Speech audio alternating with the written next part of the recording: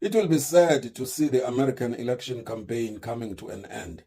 It has been tremendously entertaining. TikTok has the effect of bringing the spirit of the campaign to the rest of the world.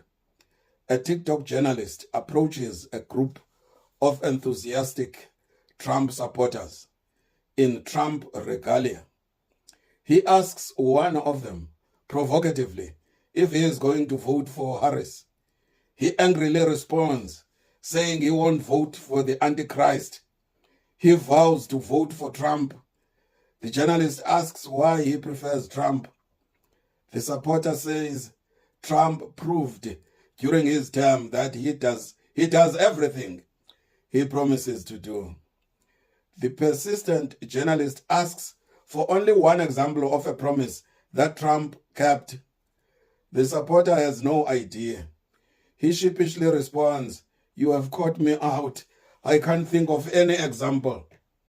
To save face, the supporter feels obliged to justify himself. He cites the recent Florida hurricane to prove that the government of Harris is not a friend of the American people.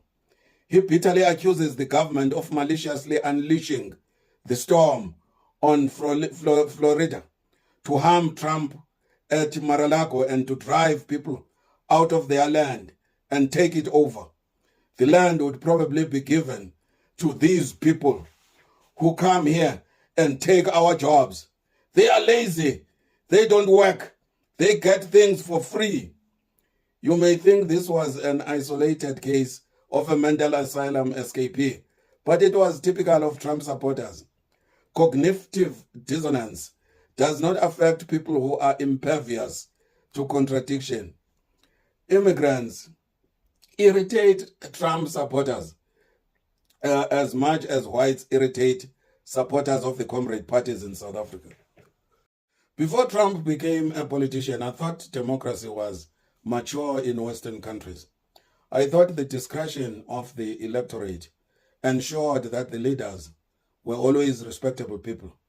I used to think that Idi Amin or Mobutu Sese Seko or Jacob Zuma could only be elected by semi-literate voters of Africa. Trump is all the African leaders cited above rolled into one. If America re-elects Trump, they will lose the moral authority to lecture anyone about democracy. If re-elected, it will be fitting that the second coming of Trump will occur at a time when America is directly sponsoring genocide in Gaza. The self-confessed admirer of the supreme leader of the Third Reich will be the commander-in-chief of the forces of genocide. They say the night is darkest before dawn. Maybe the world needs Trump to embarrass the USA about his contemptuous attitude to the rule of law. After Trump, the USA will be compelled to compensate for the embarrassments of the second Trump presidency, which is promising to be a masterclass in tin pot dictatorship. It turns out that low IQ voters in America are as numerous as so-called low IQ voters in South Africa. It is not the voters that are the bulwark against low-quality leaders. It is the party processes through which leaders are pre-selected. Trump captured the Republican Party like Zuma and the Guptas who captured the ANC. Many prominent Republicans are abandoning the captured Republican Party and advising people to vote for the Democratic Party this time. The new ideology of Trump's Republican Party appears to be anti-wokeism, populism, and a disdain for democracy. Many observers doubt that the Republican Party can be renewed after Trump. Elon Musk plays the role of a one-man Stellenbosch mafia. The damage to the original party appears to be such that they will have to abandon it and establish a new party. Thus, the Republican Party of America faces problems similar to those of the ANC of South Africa.